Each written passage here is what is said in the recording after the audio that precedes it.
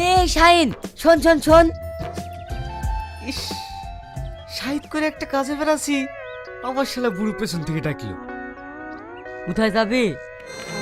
Post অফিসে যাবো, একটা চিঠি আছে পোস্ট করতে।